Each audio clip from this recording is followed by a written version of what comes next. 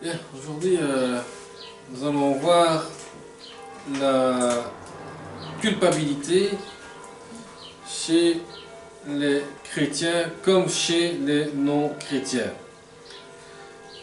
La culpabilité, bien souvent, une fois qu'on devient chrétien, eh bien, des fois on culpabilise parce que nous sommes des fois rejetés par notre propre famille, des fois rejetés par des propres autres personnes, même par les chrétiens aussi, parce que il y a une autre façon de vivre, nous sommes une autre créature et non seulement on adore Dieu à la place d'adorer les hommes.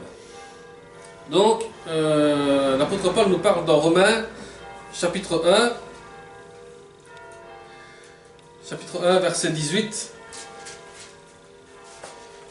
Romains, chapitre 1, verset 18, qui dit « La colère de Dieu se révèle du ciel contre toute impiété et toute injustice des hommes qui, par leur injustice, tiennent la vérité prisonnière.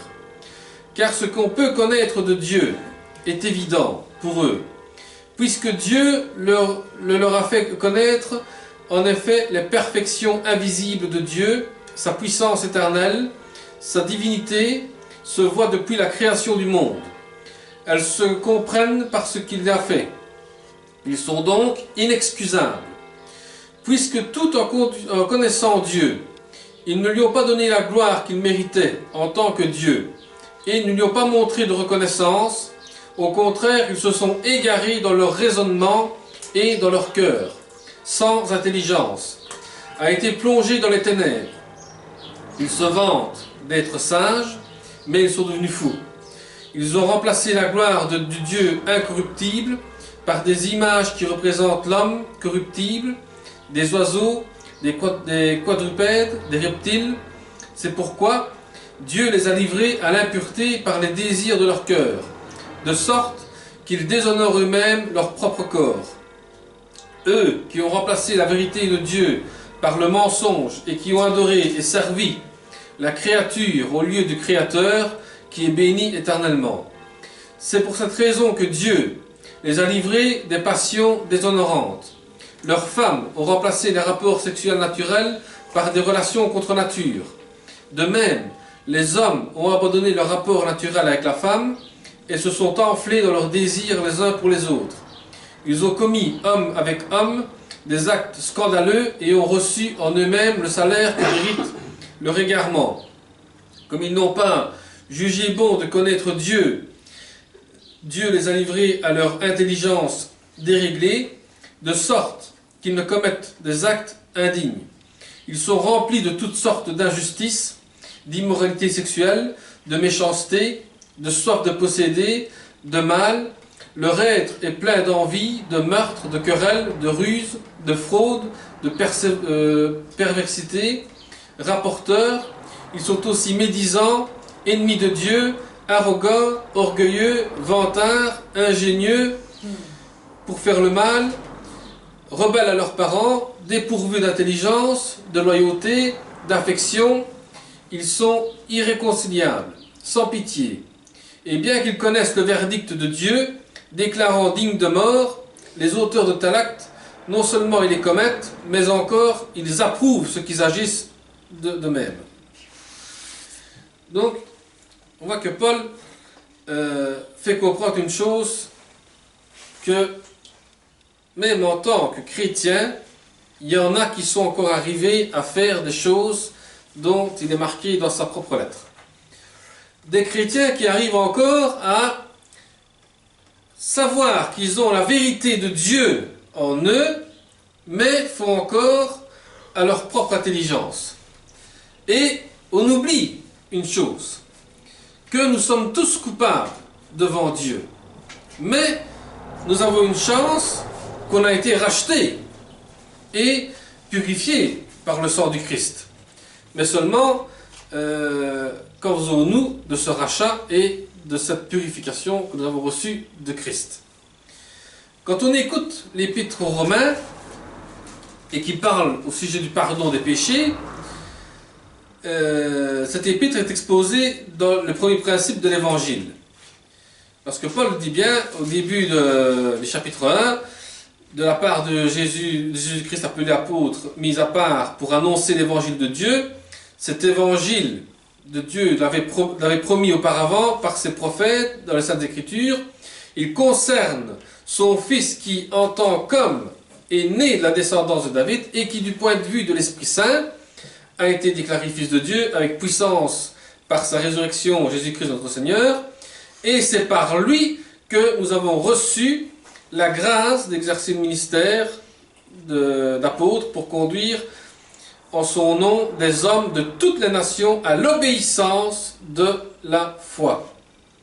Donc nous sommes appelés à l'obéissance de la foi. Parce que Paul a déclaré que l'évangile est la puissance de Dieu. Mais l'homme aujourd'hui en a fait sa puissance de lui. Il veut que c'est l'homme qui domine et non plus la parole de Dieu qui domine. Et la puissance de Dieu, c'est pour avoir le salut à quiconque croit en Jésus-Christ soit sauvé. Ça, on le voit dans Romains 1,16 qui dit en effet, je n'ai pas honte de l'évangile de Christ, c'est la puissance de Dieu pour le salut de tout homme qui croit, du juif d'abord, mais aussi du non-juif. Donc pour tous ceux qui croient, aient le salut et pouvoir avoir la vie éternelle. Et si on n'a pas cette vie éternelle, eh bien nous sommes coupables devant Dieu pour des choses qu'on a su, qu'on a entendues, qu'on a peut-être compris et qu'on n'a pas voulu mettre en pratique. Donc, l'apôtre Paul commence son développement de la doctrine en parlant sur la colère de Dieu et de la culpabilité des hommes. Parce que si Dieu se met en colère contre sa propre créature, il sait pourquoi ce qu'il le fait. Il le fait dans un sens que il veut nous rappeler à revenir vers lui, en disant faites attention car vous vous écartez de moi et vous faites des choses qui ne sont plus dignes d'être dans ma volonté. Car, comme l'apôtre Paul le dit, comme ils n'ont pas jugé bon de connaître Dieu, Dieu les a livrés à leur intelligence déréglée, de sorte qu'ils commettent des actes indignes devant la face de Dieu. Donc, quand on s'en rend compte qu'on commet des péchés devant Dieu, eh bien on culpabilise devant Dieu. On se rend un peu coupable de faire des choses qui n'ont pas été dignes devant Dieu. Et c'est là qu'on peut se dire, mais aujourd'hui, grâce à si je mets ma foi en Jésus-Christ, je suis sauvé. Mais nombreux, hélas, sont ceux qui ne veulent pas reconnaître cette culpabilité personnelle. Parce que bien souvent, ils sont tellement enfermés dans une bulle de religion qui sont faites eux-mêmes et qui sont renfermés dans leur propre intelligence humaine et non dans l'intelligence spirituelle, eh bien ces personnes-là ne veulent pas reconnaître qu'ils sont coupables devant Dieu. C'est-à-dire que ceux qui veulent être seulement des religieux et ne pas connaître la vérité de Christ, ou alors être des prédicateurs pleins d'intelligence charnelle et non d'intelligence spirituelle, ces gens-là sont coupables aussi devant Dieu. Parce qu'on peut amener des personnes dans une dérive et carrément les détruire, même spirituellement parlant aussi. Parce que ces personnes-là, ils essayent de détruire les bases sur lesquelles repose leur responsabilité devant Dieu. Parce que l'apôtre Paul dit à Timothée qu'il arrivera un temps où les gens vont s'attacher à des doctrines de démons. Pourquoi? Parce que ces gens-là savent qu'ils sont responsables devant Dieu. Devant Dieu, qu'ils sont responsables de ce qu'ils enseignent. Ils sont responsables de la vérité de Dieu qu'ils ont dans leur cœur. Nous sommes tous responsables devant Dieu de ce que nous faisons et de ce que nous disons selon la parole.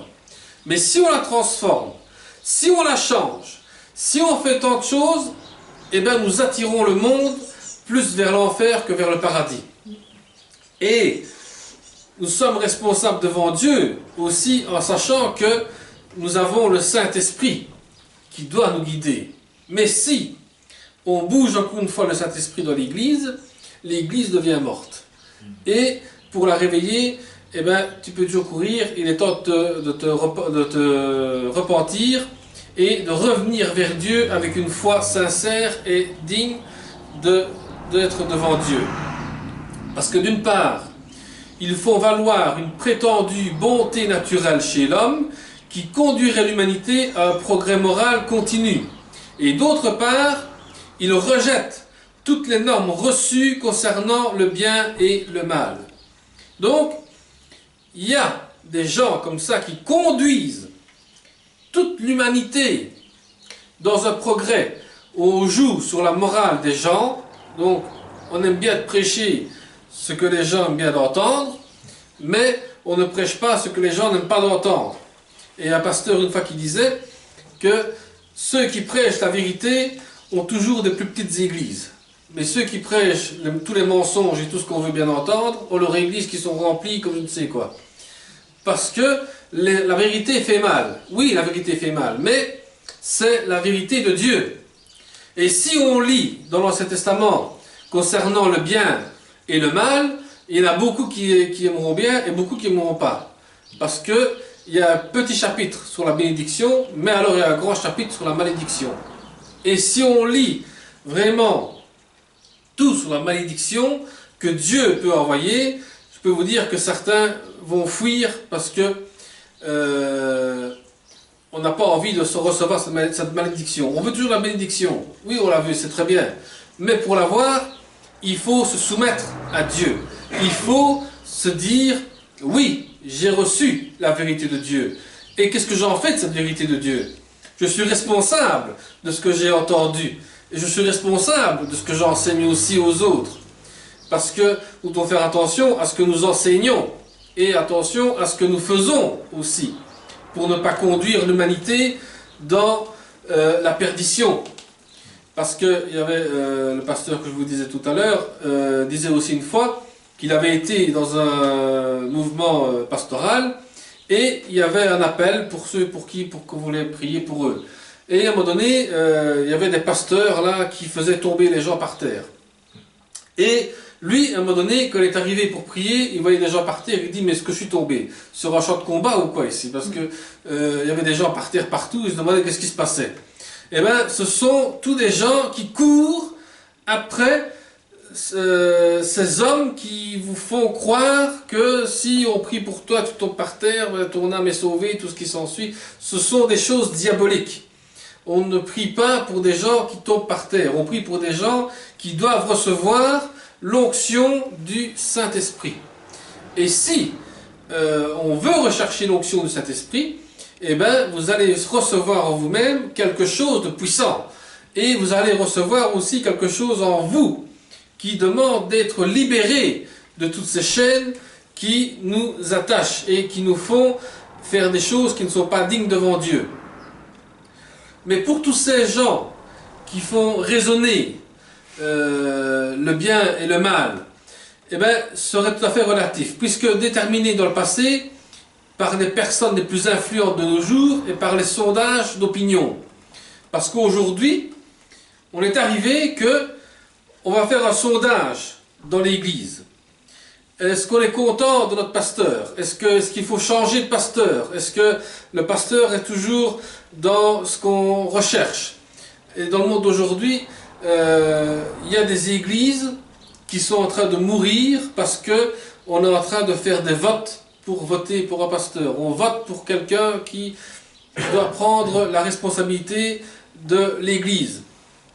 Et nous sommes tellement influencés par des personnes qui savent bien parler et qui même des fois prennent la parole de Dieu pour vous séduire à venir vers de fausses doctrines.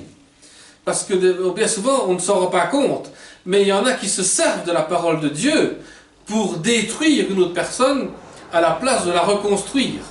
Il y en a qui se servent de la parole de Dieu pour au lieu, oui, comme je disais bien, donc au lieu de reconstruire la personne spirituellement, il veut la battre. Et que la parole de Dieu est là pour nous corriger. Et ce que l'apôtre Paul a écrit concernant ce qui s'est passé avec les non-juifs, c'est toutes des choses contre nature. Et tout le monde savait qu'il y avait un Dieu, mais ils sont devenus fous. Ils ont commencé à faire de l'idolâtrie. Ils ont commencé à faire toutes sortes de choses qui n'étaient plus dignes de servir Dieu. Selon eux, la pensée humaine resterait seul arbitre dans ces questions. Donc, au monde d'aujourd'hui, encore une fois, on est arrivé à qu'il faut laisser la pensée humaine dans l'Église. Et la pensée humaine sera le seul arbitre. Mais, que faisons-nous de Jésus-Christ, qui est le chef de l'Église? Où est-ce qu'on le met dans cette pensée-là? Si on veut fonctionner avec la pensée humaine, alors où mettons-nous Jésus-Christ, lui qui est chef de l'Église?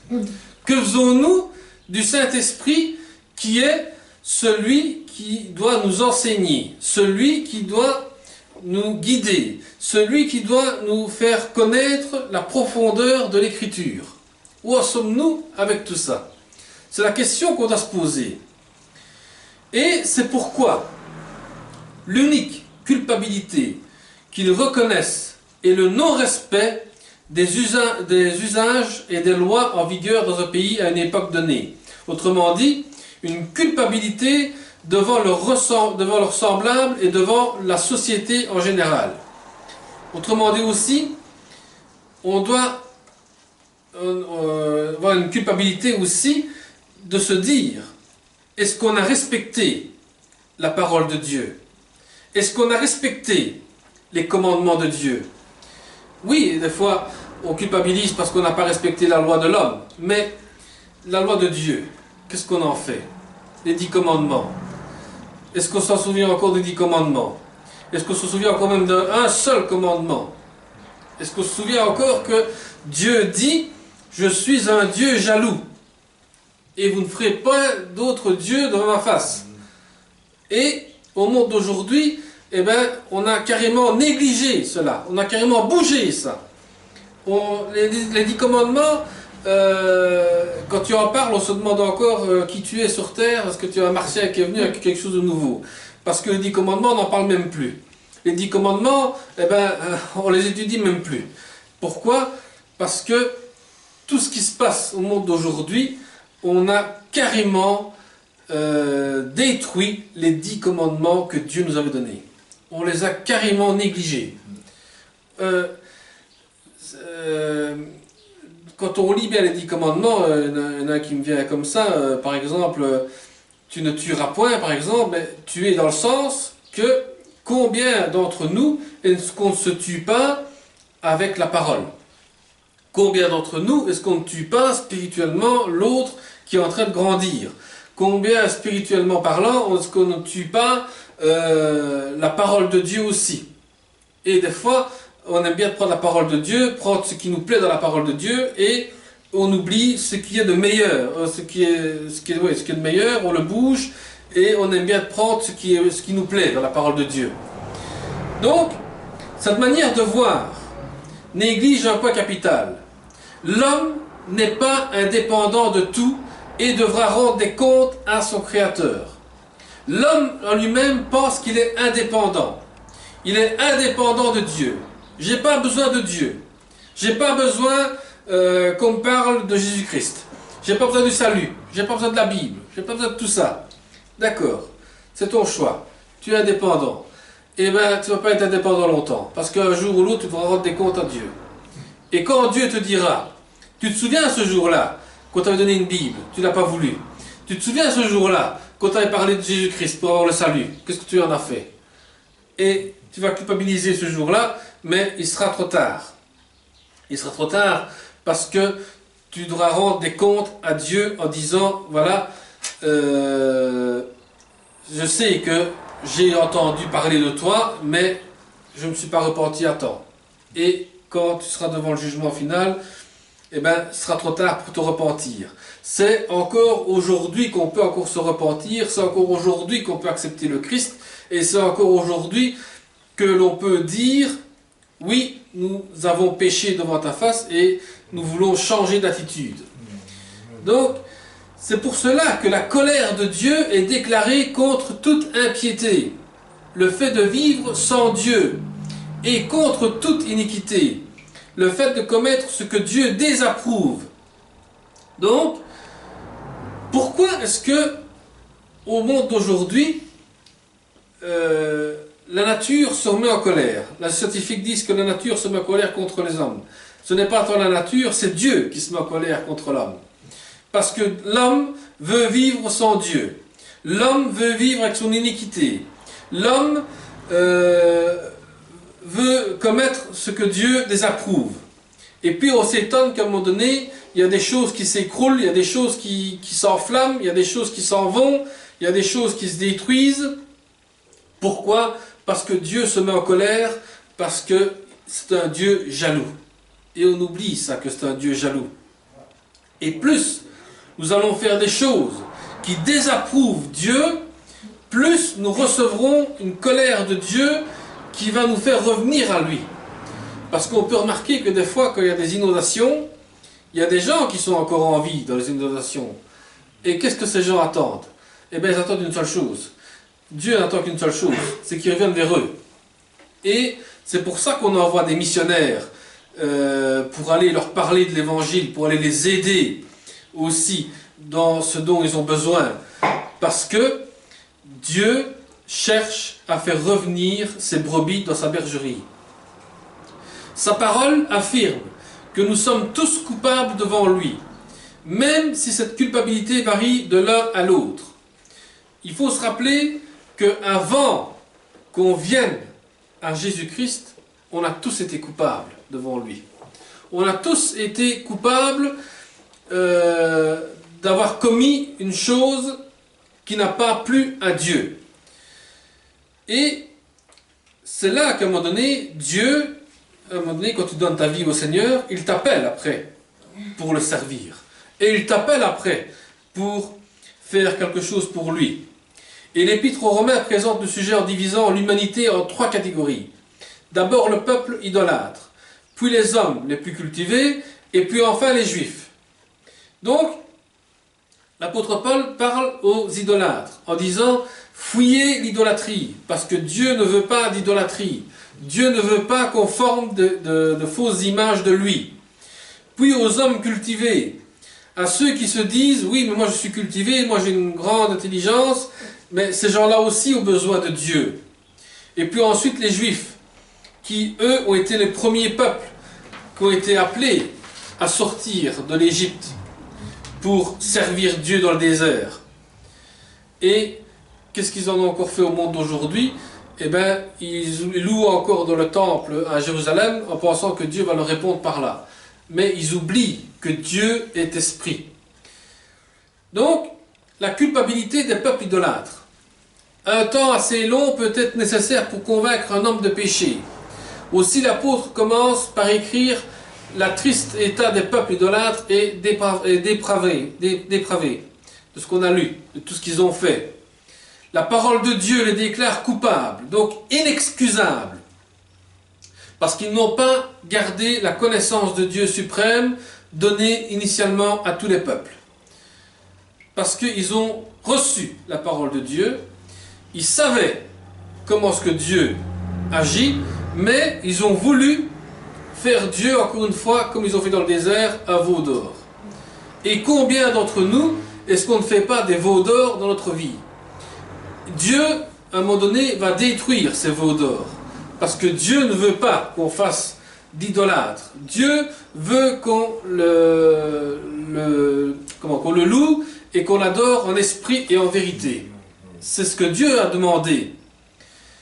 Si vous vous rappelez la femme samaritaine, quand elle allait au puits, et que Jésus lui a dit, vous n'adorez plus ici au puits, mais vous allez adorer Dieu en esprit et en vérité.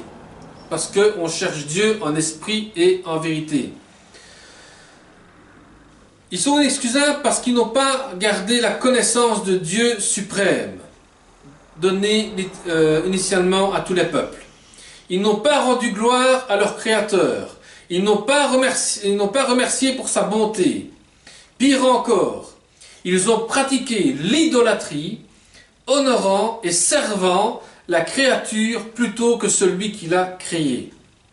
Donc, on a plutôt préféré adorer, honorer, louer une chose qui était construite par la main des hommes que l'Esprit en vérité. On a une Bible, on a la parole de Dieu. Quand on prie, on est en communion avec Dieu et on a préféré aller vers ce que l'homme a construit, ce que l'homme a créé. Quand on regarde des statues, il a fallu qu'un homme la fasse. On ne sait pas qui est cet homme qui l'a construite, mais quand tu vas vénérer la statue, tu vas vénérer l'homme qui l'a construite. Et Dieu là-dedans, qu'est-ce que tu en fais? Tu le mets de côté parce que tu vénères une créature à la place du Créateur. Donc, comme conséquence, ils sont tombés dans une dégradation morale épouvantable, ruinant et leur âme et leur corps. Non seulement tu tombes dans l'idolâtrie, tu tombes dans les choses qui ne sont pas dignes de Dieu, et tu ruines ton âme et ton corps. Si on lit bien encore tout ce que l'apôtre Paul dit, c'est pour cette raison que Dieu les a livrés à des passions déshonorantes, et qu'on voit que les femmes ont remplacé leur rapport naturel par des relations contre nature, que les hommes se sont donnés avec d'autres hommes, et toutes sortes de choses comme ça qui sont passées, ils sont en train de ruiner leur âme et leur corps. Quand Paul dit qu'ils sont en train de ruiner leur corps et leur âme, ils connaissaient la parole de Dieu. Et non seulement ils la connaissaient, mais ils se sont éloignés et leur corps et leur âme sont en train de se ruiner, ils sont en train de se détruire, sont en train de partir dans ce qu'on appelle dans la géhenne, ils vont partir dans l'enfer. L'apôtre ne cherche pas à établir leur culpabilité, mais se limite à énumérer leur caractère dépravé. Cela suffit pour comprendre que la colère de Dieu est révélée contre eux. Dieu se met en colère contre ces choses-là. Dieu n'accepte pas qu'il y a de l'homosexualité dans les chrétiens.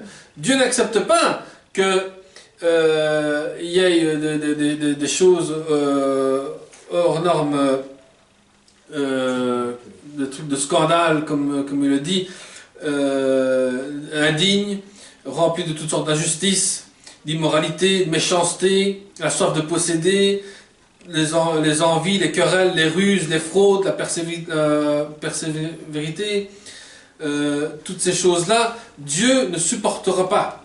Dieu ne supporte pas. Et c'est là qu'on voit à un moment donné que la colère de Dieu se révèle contre ces personnes-là. Donc, la culpabilité des hommes cultivés. Après avoir présenté le cas des peuples qui semblaient les plus éloignés de Dieu, l'Épître aux Romains s'intéresse aux hommes qui constituaient alors une élite. Tous ceux qui s'estimaient bien placés pour juger les autres.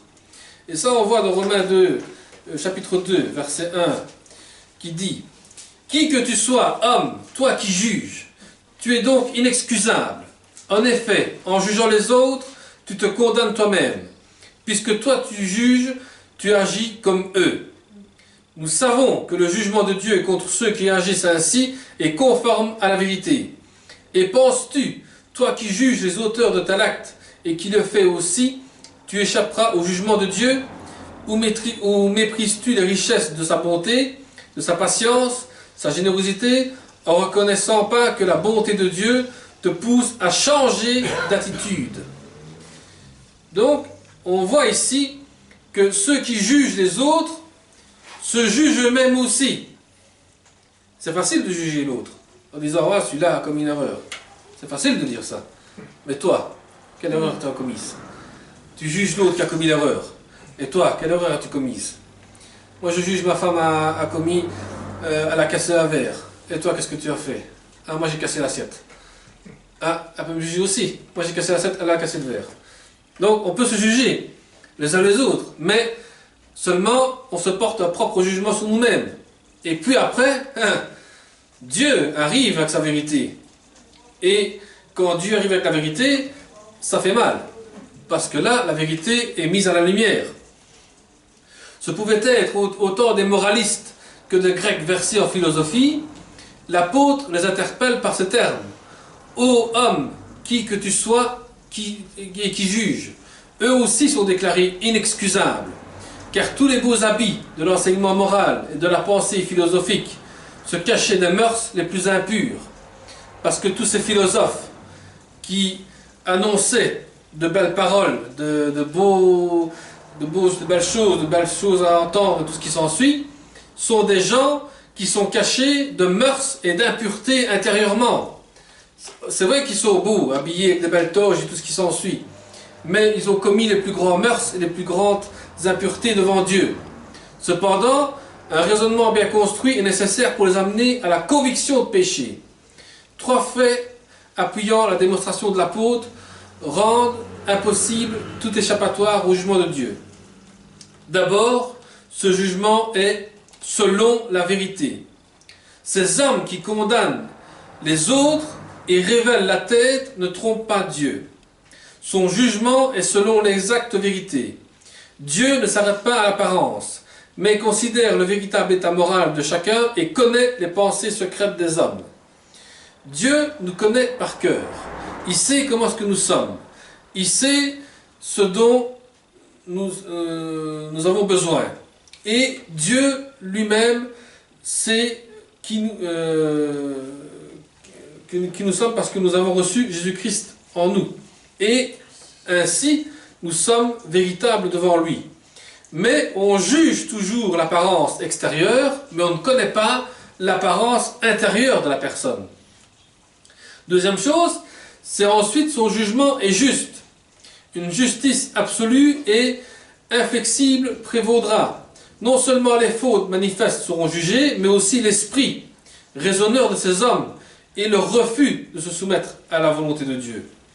Donc, le jugement de Dieu est juste, parce que Dieu peut nous juger selon la soumission qu'on n'a pas voulu se soumettre à sa volonté. Troisième chose, enfin ce jugement est sans partialité, car il n'y a pas d'acceptation de personne auprès de Dieu. Il tiendra compte de la responsabilité de chacun. Les uns n'auront eu que la voix de leur conscience pour les retenir, alors que d'autres auront bénéficié d'une connaissance étendue de la loi divine. Quand il dit qu'il n'y a pas d'acceptation de personne auprès de Dieu, c'est-à-dire que si tu as entendu parler de la parole de Dieu, mais tu ne l'as pas mise en pratique, et tu t'es dit, mais je m'en fous moi de la parole de Dieu, je vis ma vie, je crois en Dieu et je vis ma vie, eh bien, ne crois pas que Dieu va dire, oui, mais je sais que tu as un petit peu cru en moi, donc je vais te laisser rentrer dans mon royaume. Non. Si tu as fait la volonté de Dieu, et que tu t'es soumis à la volonté de Dieu, tu entres dans le royaume des cieux, mais non pas faire ce que toi tu désires, et puis tu te dis, oui, mais Dieu, de toute façon, en fin de compte, il est là, et voilà, c'est terminé. Non, il ne faut pas penser comme ça. Il faut se dire que nous avons besoin, et nous devons nous soumettre à la volonté de Dieu. Parce que toutes ces déclarations sont suffisantes pour fermer la bouche des hommes les plus civilisés, et les convaincre eux aussi qu'ils sont coupables devant Dieu. Donc toute personne qui commet des choses qui ne sont pas dignes de Dieu sont coupables devant Dieu. Et nous devons bien nous dire que nous devons avertir chacun de nous que si on n'accepte pas le Christ, quand on passera devant le jugement dernier, nous serons coupables devant Dieu. Parce que nous avons entendu, nous avons vu, nous avons lu la parole de Dieu, et bien souvent, on en a fait ce qu'on en voulait nous-mêmes, et si on ne se soumet pas réellement à la parole de Dieu, on risque de choses très sévères par rapport à Dieu. Parce que Dieu est justice. Dieu donne des choses justes. Parce que la culpabilité des Juifs, eux, la troisième et dernière catégorie de personnes, est nettement désignée comme étant les Juifs. ils possédaient une culture non seulement riche d'une longue histoire, mais qui plus est d'origine divine. Les Juifs, premièrement, ont vraiment vécu les choses divines avec Dieu. Quand on suit l'histoire de Moïse, tout ce peuple qui ont vu des miracles, qui ont vu la mer Rouge s'ouvrir, qui ont vu le pain dans le désert, qui ont vu de l'eau, qui ont vu tout ce qu'il fallait. Et puis ensuite, Josué a continué à sortir le peuple du désert pour les conduire vers la terre promise. Et puis, on voit le remerciement que l'on fait à Dieu. Qu'est-ce qu'on en fait? Eh bien, on en fait de l'idolâtrie. On en fait des monuments, on fait des choses, et toutes ces choses divines qu'ils ont appris, ils les ont carrément oubliées. Et les Juifs d'aujourd'hui ont cette culpabilité qu'ils ont été richement bénis dans l'origine divine de Dieu. Et si les hommes les plus instruits se permettaient de critiquer les peuples idolâtres, tout en pratiquant les mêmes péchés, les Juifs religieux allaient plus loin encore. Ils se vantaient de posséder la loi de Dieu, ils l'enseignaient aux autres avec un esprit de supériorité, mais ne pratiquaient nullement de telle sorte que le nom de Dieu était blasphémé à cause d'eux. Donc, ils se vantaient d'avoir la parole de Dieu avec eux, mais ils l'enseignaient aussi aux autres, et à un moment donné, les gens blasphémaient Dieu parce qu'ils disaient « Oh, mais regarde, ces gens-là nous enseignent la parole de Dieu et ne font rien de ce qui représente ce qu'ils ont enseigné. » C'est comme on dit « Faites ce que je vous dis, mais ne faites pas ce que je fais. » Ça, c'est facile de faire. Mais si tu ne représentes pas ce que tu enseignes, alors les gens risquent de blasphémer Dieu à cause d'un enseignement qui n'est pas démontré que tu suis vraiment la parole de Dieu. Donc, pour démontrer la culpabilité des Juifs, l'apôtre s'appuie sur les propres écrits, sur leurs propres écrits à eux. Les citations dans l'Ancien Testament, qui présentent la méchanceté profonde de la nature humaine, leur sont appliquées, puisque tout ce que la loi dit, elle dit à ceux qui sont sous la loi, c'est-à-dire aux Juifs. Ces accusations décisives de la loi n'avaient pas en vue les autres nations civilisées, ou non, mais bien les Juifs imbus d'eux-mêmes, afin que leur bouche soit également fermée, et qu'ainsi tout le monde soit reconnu coupable devant Dieu.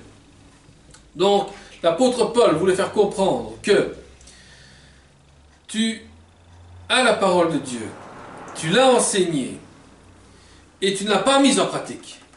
Tu es coupable devant Dieu. Tu es coupable parce que tu as eu la vérité en main et tu l'as gardée pour toi et tu ne voulais pas la partager aux autres. Parce que les pharisiens aimaient bien de citer la loi, de la lire, de l'enseigner, tout ce qui s'ensuit, mais à un moment donné, ils ont fait en sorte que eux se faisaient autre chose de ce qu'ils enseignaient. Donc, quand on se rappelle aussi, comme Jésus a vu des pharisiens qui lapidaient une femme et qui, à un moment donné, a commencé à écrire par terre des choses qu'on ne sait pas, mais certains disent que Jésus avait marqué les péchés de tous ces hommes-là qui jetaient des pierres, et puis quand il dit que celui qui n'a jamais péché jette la première pierre, eh bien, ils sont tous partis. Et pourtant, ils enseignaient la loi. Et ils disaient, oui, la loi de Moïse disait que si une femme avait trompé son mari, il devait être lapidé. D'accord. Et vous, quel est le péché que vous avez commis? Jette la première pierre si tu n'as pas commis de péché. Eux n'ont pas osé relever le mot et sont tous partis. Pourtant, c'était des pharisiens. C'était des hommes qui enseignaient la parole de Dieu. Et ont été coupables devant Dieu. Ensuite, la culpabilité de l'homme moderne. Ayant vu comment l'apôtre envisage tous les hommes d'alors, nous devons remarquer que la culpabilité de l'homme moderne se lie aux trois cas considérés. Par certains côtés, en laissant tomber toute morale, l'homme moderne rejoint le camp des peuples idolâtres. Parce que, à un moment donné, l'homme ne sait plus où se tourner. On enseigne la parole de Dieu, mais on ne la pratique pas. On parle de Dieu, mais on ne t'explique pas en profondeur qui est Dieu. On parle de Jésus, mais on ne t'explique pas en profondeur qui est Jésus. On te parle du sacrifice du Christ, mais on ne t'approfondit pas non plus quel est ce sacrifice. Donc, qu'est-ce qui se passe? Les gens entendent, les gens commencent à faire des choses et se forment des faux dieux, se forment une idolâtre. D'ailleurs, les caractères moraux de ces peuples ressemblent beaucoup à ceux décrits prophétiquement par les derniers jours. Voir 2 Timothée 3 à 5, où les temps seront difficiles, parce que les gens vont s'attacher encore une fois aux doctrines de démons, et les gens vont devenir rebelles à leurs parents, les gens vont s'égarer de la parole de Dieu, parce que les gens aujourd'hui ne veulent plus entendre parler de la parole de Dieu. On n'a plus envie de l'entendre parler. Par sa brillante civilisation scientifique, il fait également penser aux Grecs, qui étaient les intellectuels de l'époque. Enfin, l'homme moderne se rapproche des Juifs par sa culture, et il est fier d'un passé religieux des plus riches, mais a perdu la force de la piété, et dans son ensemble a renié pratiquement la foi chrétienne. Si on s'attache à devenir un religieux, eh bien, on ne pratique plus la foi. Et si on ne pratique plus la foi, eh bien, on a carrément renié celui qui nous a sauvés. Donc, nous ne vivons pas une religion, mais nous vivons une relation avec Dieu. Une relation personnelle avec Dieu. Donc, on ne doit pas former une religion. Et si on s'est donné au Seigneur, et qu'à un moment donné, on culpabilise parce que nos familles nous rejettent, parce que nos amis nous ont rejetés, parce que plein de gens vous rejettent, eh bien dites-vous une seule chose, c'est que Christ avait dit à ses apôtres, si le monde vous rejette, il me rejette moi aussi. Donc nous sommes déjà bien partis. Nous pouvons nous dire que si le monde nous rejette, nous savons que Christ lui-même ne nous rejette pas. Parce que le monde, qu'est-ce qu'il cherche? Le monde cherche à plaire, à faire des choses qui plaisent. Oui, tu peux aller te promener, tu peux aller faire plein de choses, et tu as passé du bon temps pendant 1 heure ou 2, et puis ce temps-là est terminé. Mais le temps que tu passes avec Dieu, c'est un temps infini, c'est un temps qui continue, qui ne s'arrête jamais. C'est un temps où tu sens quelque chose de puissant qui vient en toi, tu sens que cet esprit travaille, tu sens qu'il y a quelque chose qui te pousse à chercher encore Dieu. Quand tu lis la parole de Dieu et que tu es bien profond dans la parole de Dieu, tu ne veux plus t'arrêter de la lire parce que tu es tellement rempli de cette connaissance et tu cherches encore à savoir et à chercher la parole de Dieu. Voilà, nous allons prier pour conclure. Seigneur, te remercions, te bénissons encore, Seigneur, pour ta parole. Seigneur, si nous avons des esprits de culpabilité en nous, Seigneur, fais en sorte, Seigneur, de nous réconcilier, Seigneur, avec toi, Seigneur. Parce que tu vois combien, Seigneur, des fois, même en tant que chrétien, même en tant que non-chrétien, Seigneur, nous commettons des choses qui ne sont pas dignes de toi, Seigneur. Et nous revenons vers toi, Seigneur, avec des cœurs de repentance, Seigneur. Et nous revenons vers toi, Seigneur, en disant... Pardon, Seigneur, si nous avons commis des choses qui n'ont pas été dignes devant ta face, Seigneur, car des fois, Seigneur, nous trébuchons. Mais si nous trébuchons, Seigneur, tu viens toujours nous relever. Merci, Seigneur, parce que tu nous relèves. Tu nous relèves toujours plus haut, Seigneur, et tu veux en sorte, Seigneur, que nous soyons tes enfants. Et nous sommes tes enfants, parce que nous avons la foi en toi. Et que personne, Seigneur, ne renie cette foi. Parce que, Seigneur, la foi nous conduit dans ta vérité. Et nous cherchons ta vérité. Et nous voulons ta vérité, Seigneur. Fais, Seigneur, que ta vérité éclate dans nos cœurs et dans nos vies, Seigneur. Et que chacun de nous, Seigneur, puisse se remettre en question, Seigneur. Si je culpabilise devant toi, Seigneur, c'est parce que j'ai commis quelque chose qui n'était pas digne. Mais, Seigneur, toi seul est le seul qui corrige. Et le seul qui nous remet sur le droit chemin. Par ton sacrifice, Seigneur, que tu as payé pour nous. Merci pour le sacrifice que tu as fait pour nous aussi.